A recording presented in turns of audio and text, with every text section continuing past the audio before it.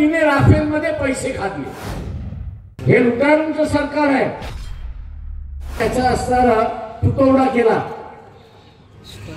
कृत्रिमरित्याने तुटवडा करून बाजारामधला भाव वाढवला।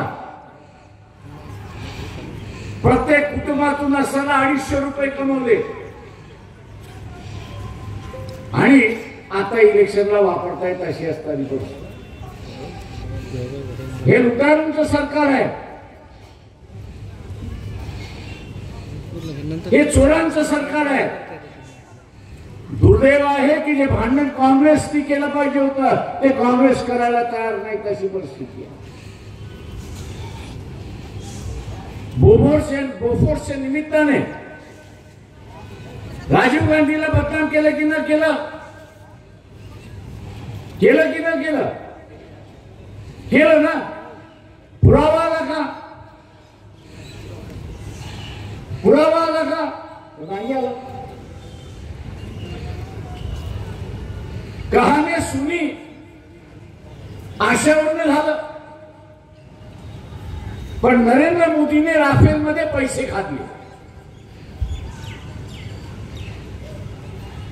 त्याचे पुरावे आले।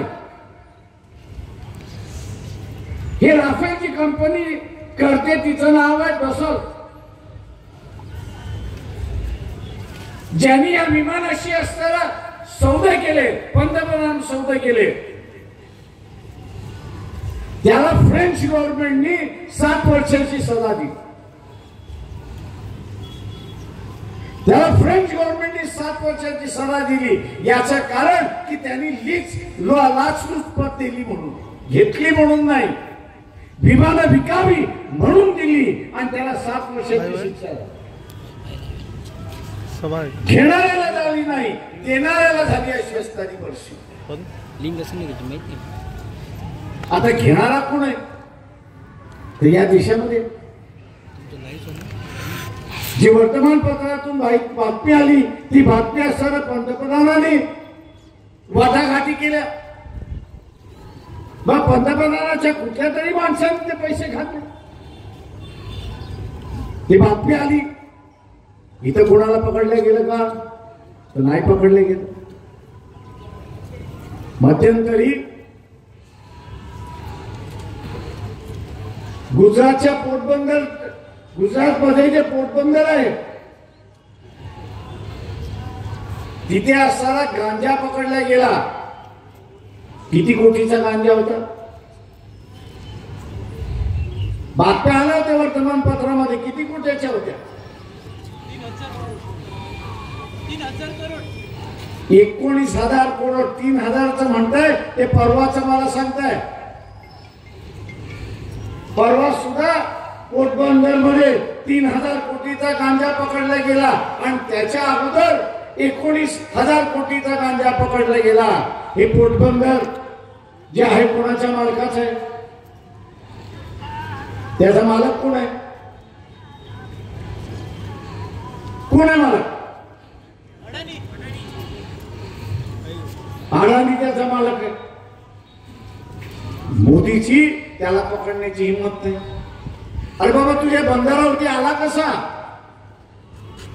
साधी चौकशी नाही, त्याचं पुढं काय झालं कोणालाच माहिती नाही। 19,000 कोटीचा असणारा गांजा हा या देशामध्ये येणार असेल आणि पकडलेला गांजा एवढा असेल तर या देशामध्ये तरुणाला नशामध्ये टाकण्याचं कामकाज हे सरकार करते, हे आपण लक्षात घ्या। बेरोजगारी वाढत चालली आहे। मोदी म्हणतोय मी गॅरंटी देतोय,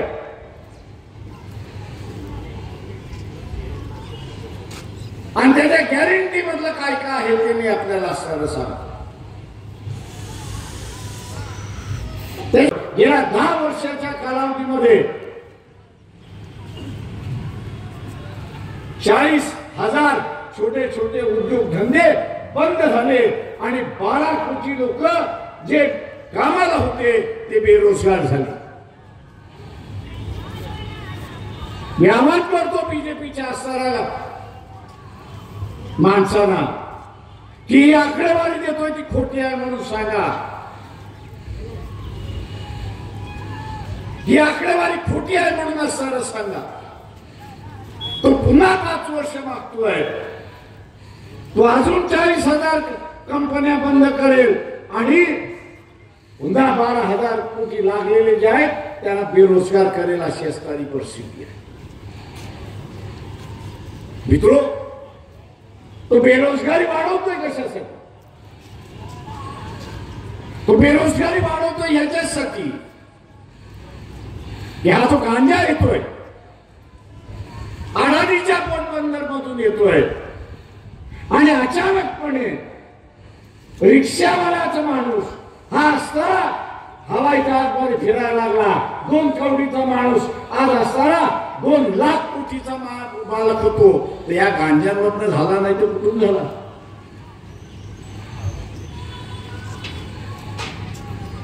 तुम्ही असताना 1 लाख रुपये मी देतो इथे कोणालाही, त्याला वर्षभराची मुदत देतो, त्यांनी मला 1 लाख रुपयाची 1 लाख परत करायची, जास्ती काही करू नये. शक्य आहे का तुम्हाला?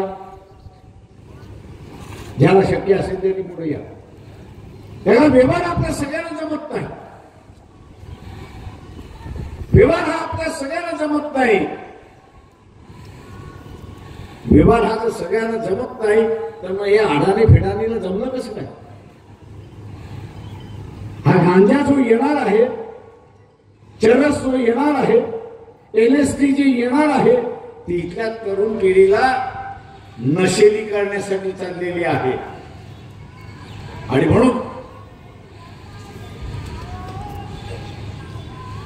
म्हणून ते पंतप्रधान जुमलेबाजीचं पंतप्रधान मी असं त्याला म्हणतो.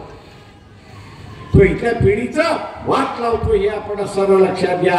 आणि आपल्या पोरांचा वाट लावलेला आपण बघणार आहात का हे आपल्याला सांग. मित्रो, सांगण्यासारखे बरंच आहे.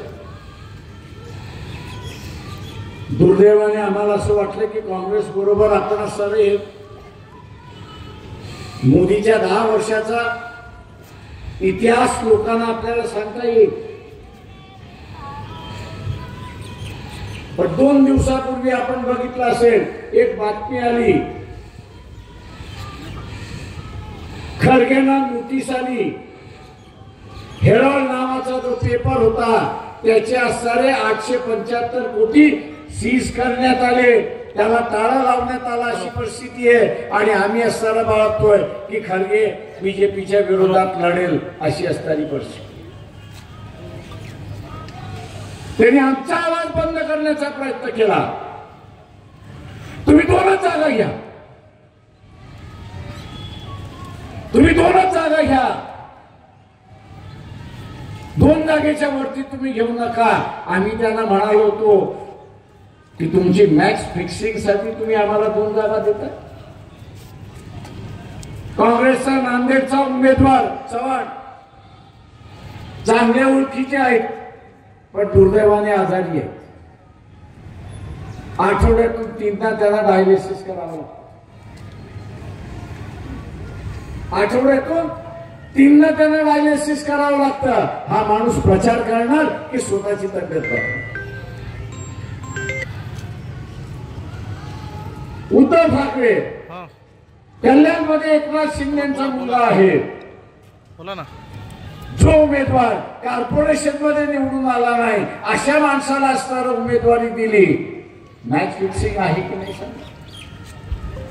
XGP खडसेचं उदाहरण आपल्याला आहे की खडसेला आम्हाला उमेदवारी द्यायची आहे, खडसेच्या सुनाला उमेदवारी मिळते आणि खडसे बीजेपी मध्ये जातो अशी असणारी परिस्थिती आहे. हे जे मॅच फिक्सिंग चाललेलं आहे याला आपण असणारं या ठिकाणी थांबवलं पाहिजे. मित्रो,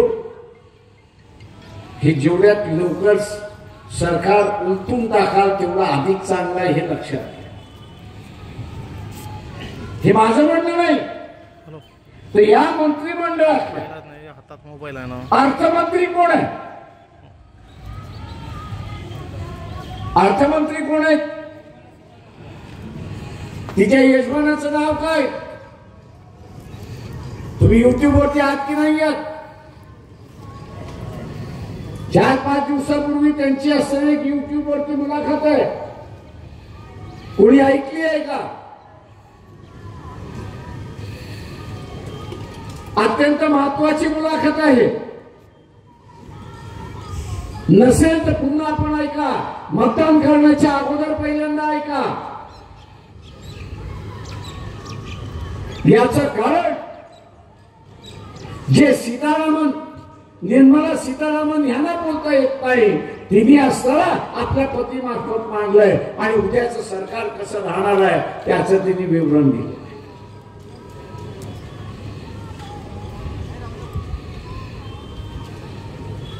त्या मुलाखतीत प्रभाकरन त्यांचं नाव आहे.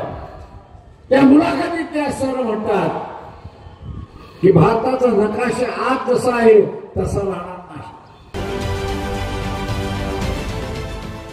देश विदेशातील प्रत्येक घडामोडींचे लाईव्ह अपडेट मिळवण्यासाठी आता साम टीव्हीच्या सर्व सोशल मीडिया प्लॅटफॉर्मला लाईक, फॉलो आणि सबस्क्राईब करा. तसंच सर्व नोटिफिकेशनसाठी बेल आयकॉन प्रेस करायला विसरू नका.